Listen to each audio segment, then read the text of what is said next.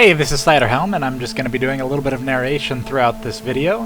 This is League of Legends, and I assume most of you watching this already recognize it. In this game I'm playing Amumu, and I've got two teammates with me, Evane and Mastafong. And Evane you'll see in a lot of games, Mastafong you'll see in a lot of games when I post them. This is just kind of the early phase here. Now I'm playing Amumu. I picked up a regrowth pendant first. This is just a decision I made. Normally I would be jungling, but Master really wanted to jungle on Malphite here. And I do enjoy jungling on Amumu a lot, but he's pretty strong in a lane, just depending on who you're up against, and obviously depending on if you can get a lot of your tantrums off, and your own survivability as well. So in here I've got a regrowth pendant because I'm going to build roughly the same way. I'm going to go for a Philosopher's Stone, as I would in the jungle. Go for a Philosopher's Stone and go for a Heart of Gold.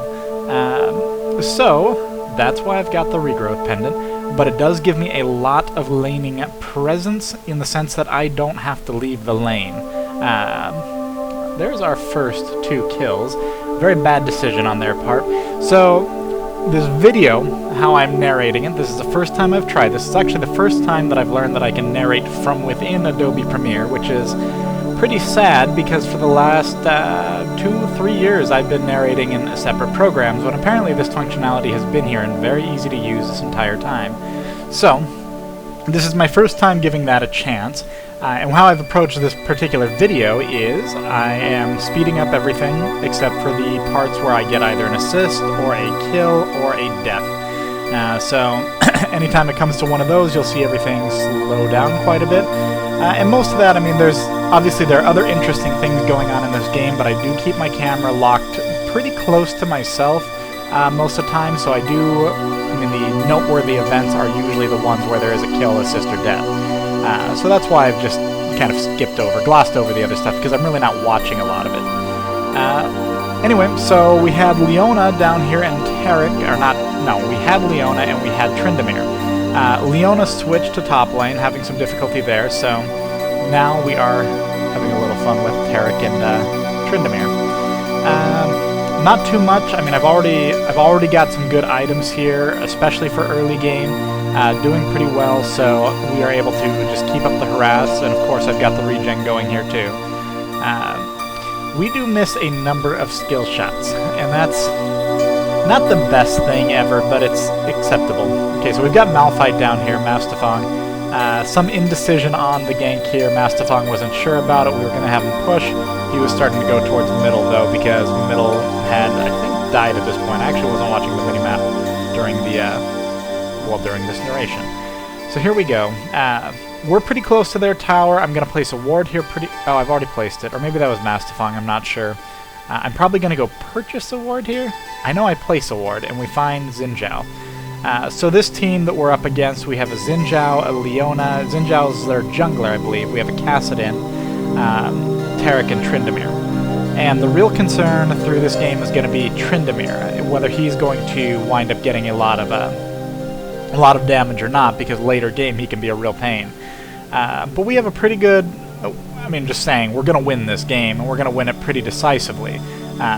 So sorry to give spoilers there, but that's the game. But that's our goal right now, is making sure that Tryndamere isn't getting too fed. Okay. So I'm running around like a crazy little gift box. This is the Amumu skin from Christmas of last year. Now I haven't played League of Legends. I mean, I've started playing it quite a bit more recently, but there was a big long break from when I last released movies, which is in December. December 7th, I think, was the last time I seriously played. We started playing a lot recently. There's my ward, and there's Xin Zhao. So we started playing a lot recently. Now, the main thing that this has meant is that I've had to learn a lot of new champions. Between champions and items, those are the 2 hardest things to learn in the game. So learning all the new champions and making sure I don't get killed by them, that's been kind of the biggest thing. And I've also been trying a lot of different characters. Now, Amumu is one that I've played quite a bit in the past. I really do enjoy him. I think he's an extremely solid character. Now, I've enjoyed him a lot in the past. Olaf, obviously, you've seen a lot of videos in the past on Olaf. But I've started playing quite a bit more variety. The range carries, So we play public games a lot, and we usually don't have 5 players. It's very, very rare that we have 5 or 4 players, and it's pretty rare that we even have 3. So when we're playing these games, there's always a deficiency either of a tank or a ranged carry. That seems to be how it goes pretty much every game. So I've made sure that I've learned the ranged carries, just a few of them. And then Kog'Maw's a favorite. Ashe's very, very strong. I feel like her tool set is not as versatile as, say, Caitlyn, but she's very strong. By versatile, I mean Caitlyn can get away from just about anything. Enjoyed Skarner. I don't know how I feel about Skarner actually as a competitive pick. Of course, I'm not playing ranked games. I'm not playing the ELO games, so you can take that however you like.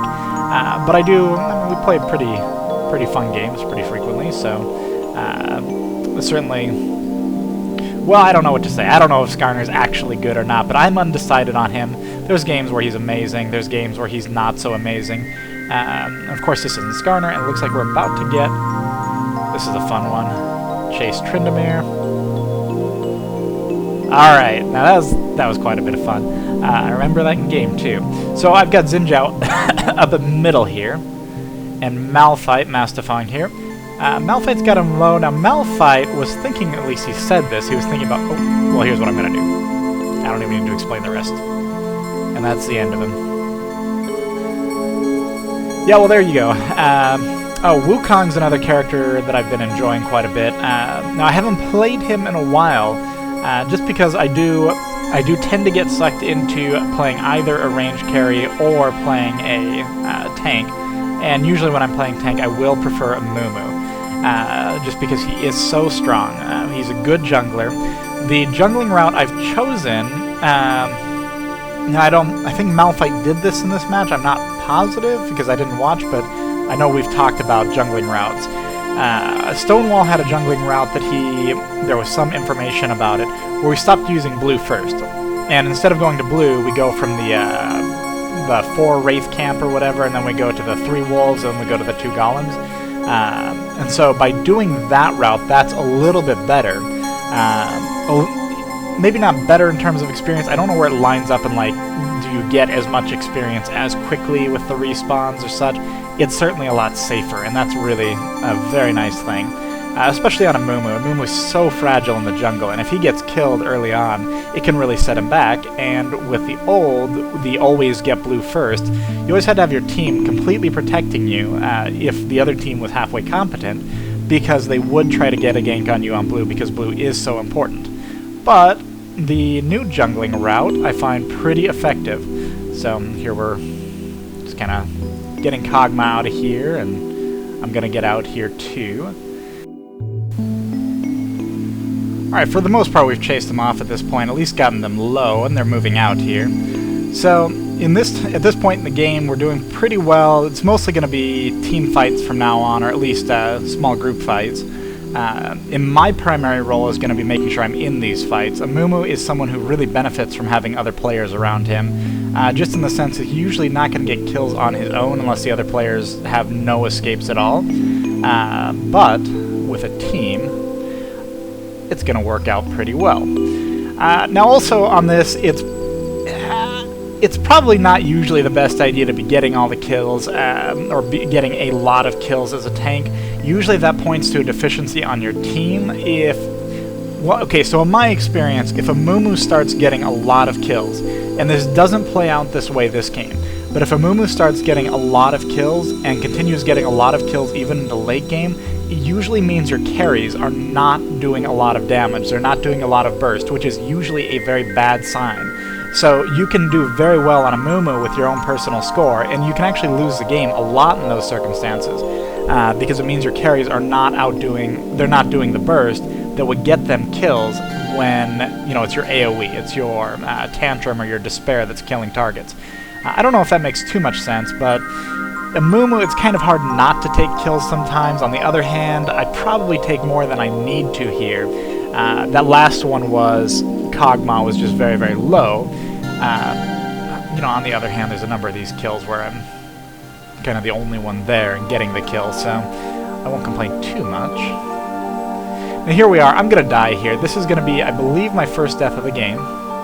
and completely unnecessary death. I was going after Leona there, obviously, and Kog'Maw was there. Now, Kog'Maw is going to die pretty quick here, too.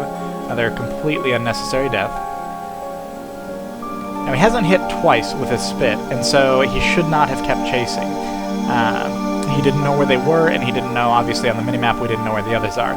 So, yeah, that's being a little critical there. Tarek's going to fall over dead yet again. Being a little critical because map awareness obviously is very important, but it's also something that you have to spend time to pick up, and I don't always have perfect map awareness. So this was a real problem here. So Vayne was going down the river. If I had kept running, I actually would have met up with a Vayne. But instead I teleported top, not knowing which way a Vayne would go, so I wound up getting in from the wrong angle. We didn't get any kills here. That was fine right there. They don't get a tower out of it, and there probably was nothing we were going to do beyond what just happened. Still, it's too bad. Things might have gone differently had I come upriver. A Vayne might have lived through this, so... Or just kind of pushing the lanes here. It's still kind of in fast-forward mode, and it will be for a few seconds here.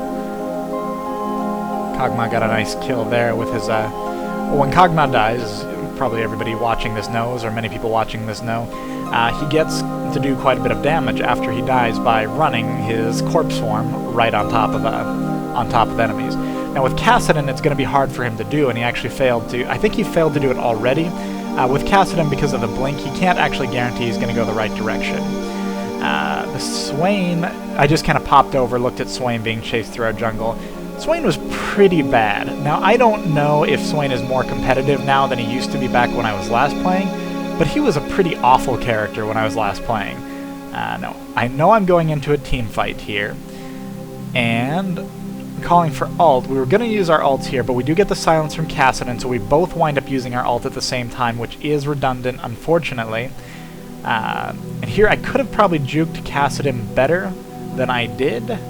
So that's unfortunate too, but we do net 3 kills here, I think. Yeah, we net 3 kills here, and I die, which is unfortunate. I never like dying. But as a tank, it's okay to die once in a while. I don't agree with people who say that, as a tank, you should always be dying, or it's always okay to die as long as other people are killed, like the carry. It's never okay to die unnecessarily on any champion. Don't play it too aggressively. Don't initiate in the worst places. Unfortunately, I'm going to die a couple more times through this, and I wish it weren't the case. We do get a little greedy because we are doing pretty well in this game. But, if you play safer than me, then you will not die as much as me. Okay, so we've got something going on in the river here, but we've also got Tryndamere top, and I'm trying to get to Tryndamere. I'm not going to stop him from taking the tower, and we kind of knew that going in. However, so I'm going to the top of this bush, checking to see if he goes that way. Of course, he could juke, but I know my teammates are behind me, and he is not going to get away from this. That was me attempting to snipe a kill from Mastifying there. Alright, we're headed down mid here. This could be a pretty good battle. I'm not sure which one this is. No, this is just a... Just check the bush there with my bandage toss to see if anybody's in there. I think we're going to get into something here. Yeah, Xin Zhao. I don't want to waste my bandage toss here. I'm not quite sure it's going to reach from there, but I will use it here. I was expecting to go the other way, but this still works. Now, generally, I don't think I use my ult here, but generally, this is something that Splug said to me, and I agree with it. Using an ult, as long as you get 1 kill and you don't die, it's usually a good idea to use the ult, even if you don't have it up for like this right here, because you're not necessarily going to get in that other fight. Now, that was totally unnecessary there, but if ult was guaranteeing a kill that otherwise would not have happened, it's okay to use it. And I'm talking about Amumu's, which is AoE ult, which is great for team battles. Some people probably disagree with that advice, but I thought it was pretty good advice to... 1 ult for 1 kill is worth it. Anyway, we're going to push this tower here. And we do still have a few cool team fights coming up here. So we're going to see about Xin Zhao. Total missed bandage toss because he went the wrong way. I won't call it juking. I refuse to call it juking. He just went the wrong way from a bandage toss. Now the Xin Zhao, I'm kind of undecided. I mean, there were a number of times where Xin Zhao stayed on a target that he didn't need to and that maybe he shouldn't have. But I'm fairly, and I hate close range bandage toss, it just drives me crazy. There's a number of times where Xin Zhao just stays on a target instead of retreating. Now in those cases, I'm not sure he actually could have gotten away, so I'm not sure if he was being smart and doing as much damage as he could, or whether he could have gotten away. I didn't check his run speed during this, which I probably should have. But there are times in this game where you'll see there are opposing Xin Zhao will stay on a target, and that happened earlier on my first kill on him. He actually just stayed there and didn't attempt to leave. Now, I'm not sure he could have gotten away, so he was either being very smart or very slow. Your choice on that. Now on this build, I'm going a lot for health here. I'm going to go for armor. I've gone for armor. Kassadin winds up being their primary damage, not Tryndamere. We don't wind up with too much physical damage going out on us. Kassadin... Oh, here's a fun team fight. Okay, so we've got 4 of them. They are tower diving. They are intent on killing Yvain. My ult does not stop them, and here we go. Now they're intent on killing me, which is awesome. Watch my health. My health is now very low, and I'm going to get a triple kill. That was a lot of fun. That was Swain and Mastafon coming in there that helped. I mean, they are the reasons I lived during that. But that was probably fairly frustrating to them to do a 3-on-1 and fail. One thing I mean, every so often in a match, you'll see somebody get ganked by 2 or 3 players, and they will immediately say, "Oh, you know, you took 3 of you to kill me," or whatever. I didn't know this because I really just haven't paid much attention to how gold is earned. I mean, I know the basics of how gold is earned. You get some on an assist and you get some on a kill. But I didn't know this until I talked to Splug about it, and our Swain is terrible. Until I talked to Splug about this, and he explained to me how, as long as you get an assist, it's always better to have a kill than an assist. Or rather, it's always better to be 2-on-1 and get a kill, because if you do that, then you get extra money in addition to the kill money. So it's not like evenly divided between, or it's obviously not evenly divided, but it's not a portion taken off the primary killer. So you actually get more money for having an assist, so it's better to have team fights.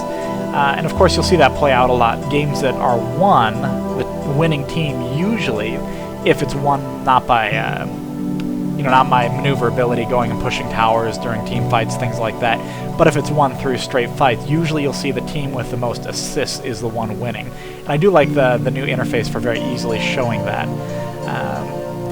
Yeah, I'm not saying much that you guys don't know, and feel free to correct me on this. Again, I haven't really played too much in quite a while. Swain is being an idiot again. There you go. Alright.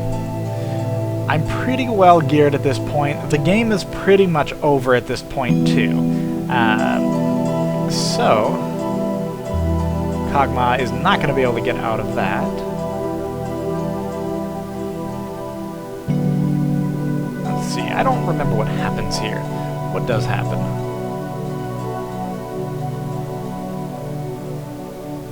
Kassadin happens, but I don't remember what else happens. There's Taric. Taric is just horribly underfarmed at this point. He's been killed quite a bit. His survivability is non-existent, which is fantastic. My ult is going to come off cooldown. I don't know if I use it. I do have Leona behind. Yeah, that's a definite kill for Morgana. And do I die here? I am now curious what actually is about to transpire. No, this is Taric. Taric's going to die. That's okay.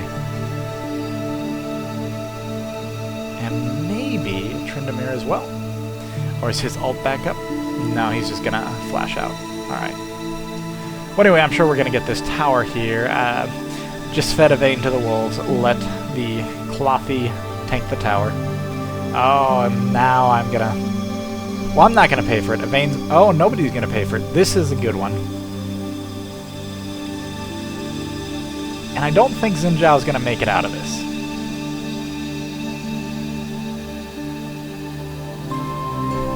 Now, Kassadin stopped chasing there, and that's fantastic, because Cassidon almost for sure would have killed me. Let's see what happens here.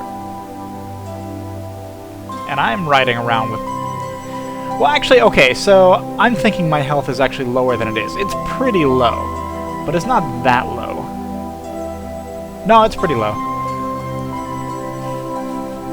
Great narration. You know, I played this game, so I could actually be more accurate about this because I was present at this game, but... Let's see what happens here. So I don't remember what happens through the rest of this game. I remember that I die at least once more. I remember some team fights. I remember pushing... Oh, here's a big one. I don't know if this goes too well for us. I think I die here, but it goes pretty well for us. Now this is, again, just our two pugs having fun. Yvain gets an awesome flash there. And they are following her with her ult. That is always good. Get a nice bit of AoE damage. Amumu has incredible AoE damage, provided the team doesn't have a ton of magic resist. Their Leona obviously does, but... Now Tryndamere is going to get the kill here. That's fine. We've killed him enough. Unfortunately, Cassidon's going to get away too. This is another one of those Xin Zhao, like, why didn't he run? But then again, Malphite could probably chase him down no matter what.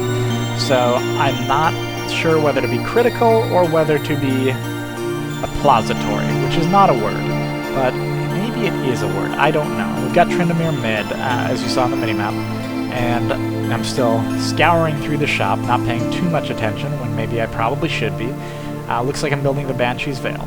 So after the Banshee's Veil, I'm going to build the Aegis. Maybe I should have done a different order, but it doesn't matter too much. At this point, it doesn't matter too much.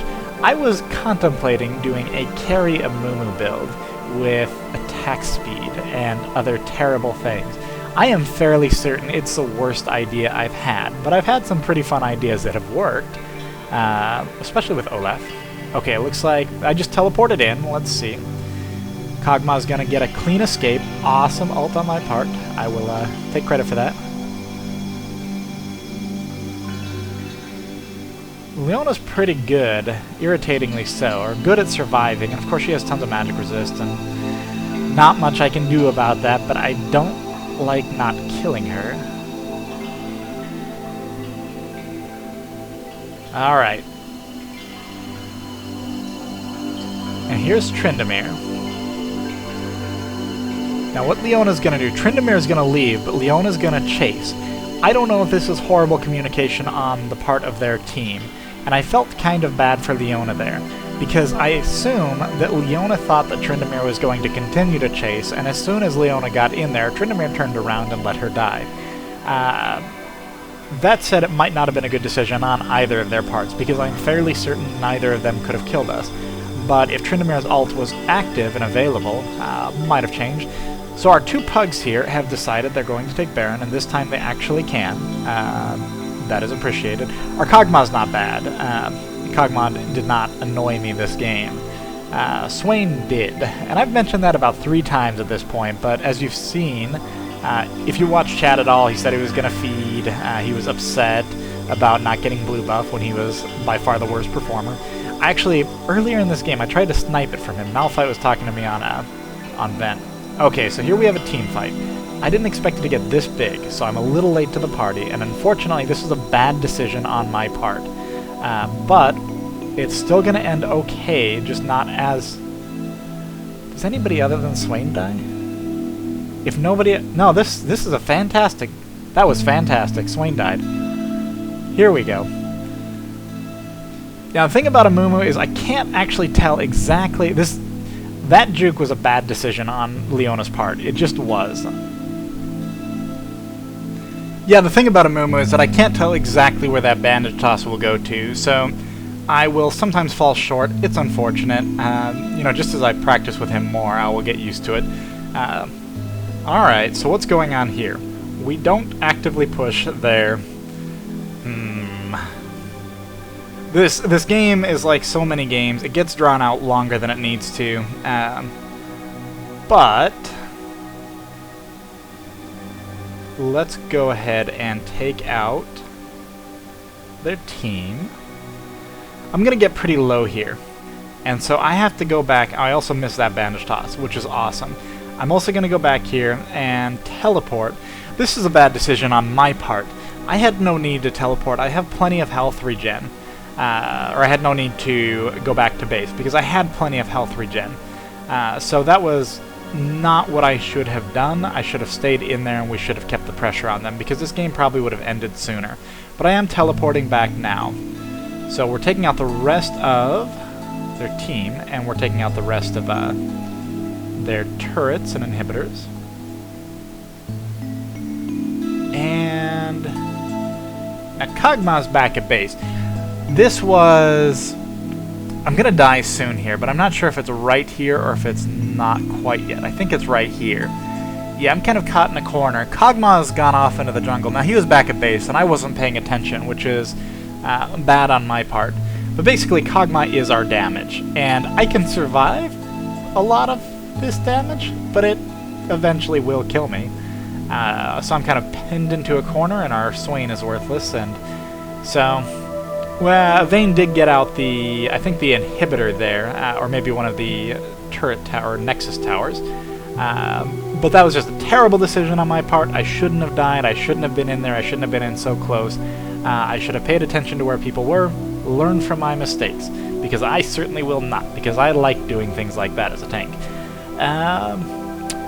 Alright, speaking of tanking, did you know that I have an ebook on tanking?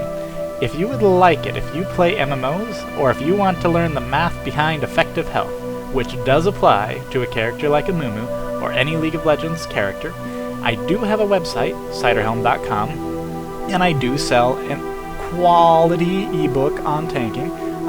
You know, it's a totally legitimate book. Spent a lot of time on it, and it's quite long. It doesn't violate any copyrights or anything like that. It's not like a paid game guide for, you know, World of Warcraft or anything else. It is actually a book, the same thing you'd find on Amazon. So, if you are interested in that, there is my free promotional sales pitch to you. Anyway, we are finishing this game off. We've got pretty much everyone down, and the game should be ending basically right here, and I'm pretty sure it does.